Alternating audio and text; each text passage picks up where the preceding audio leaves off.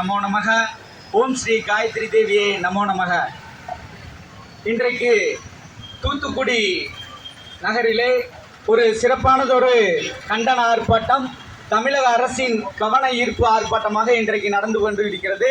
இந்த ஆர்ப்பாட்டத்தின் நோக்கம், நம்முடைய தூத்துக்குடி மாவட்டம் கோவில்பட்டியிலே கடந்த பிப்ரவரி மாதம் 26/2/2026 அன்று இரவு 7 மணிக்கு நம்முடைய சமுதாய இளைஞர் மனோஜ் என்ற மாரிமுத்து என்ற வாலிபரை அடையாளம் தெரியாத கும்பல் ஒன்று வேறு ஒருவரை வெட்டி சாய்ப்பதற்கு பதிலாக கொலை செய்யும் எண்ணத்திலே வந்தவர்கள் அந்த இடத்திலே நம்முடைய சமுதாய இளைஞரை வெட்டி படுகொலை செய்துவிட்டு மறுநாள் அவர் மரணமடைந்து விட்டார்.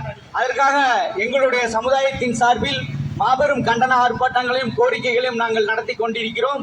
இதுவரை செவி கொடுக்காத தமிழக அரசு கோவில்பட்டி வட்டாட்சியர் அலுவலகம் மூலமாகவும் கலெக்டரேட் மூலமாகவும் பாதிக்கப்பட்ட அந்த குடும்பத்தில் ஒருவருக்கு அரசு வேலை வாங்கி தருவதாகவும் குடும்பத்திற்கு நிவாரண நிதியாக ரூபாய் 12 லட்சம் தருவதாகவும் வாக்களித்திருக்கிறார்கள்.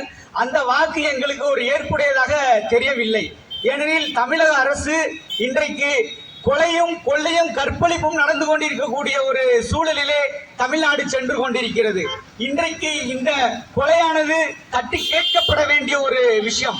ஆகவே வருங்காலத்தில் எங்களுடைய சமுதாயத்தின் மேல் எந்தவித துஷ்பிரயோகங்களும் ஈடுபடுத்தக்கூடாது என்றும் எங்களுடைய சமுதாயத்திற்கு இழைக்கப்பட்ட அநீதிக்கு கண்டிப்பாக தமிழக அரசு நிவாரணத்தை பெற்றுத்தர வேண்டும் என்றும், வாக்களிக்கும் உரிமையிலே எங்களுக்கு மாவட்டங்கள் தோறும் தொகுதிகள் தோறும் ஒரு வேட்பாளரை ஒரு சட்டமன்ற உறுப்பினரை நியமிக்கக்கூடிய எங்களுடைய வாக்குரிமையை கண்டிப்பாக எங்களுக்கு சமுதாயம் மூலமாக பெற்றுத்தந்து எங்களுக்கு நிவாரணத்தை வழங்க வேண்டும் என்று அகில பாரத விஸ்வகர்மா உறவுகள் சார்பாக இந்த கூட்டத்தின் வாயிலாக கேட்டுக்கொள்கிறேன்.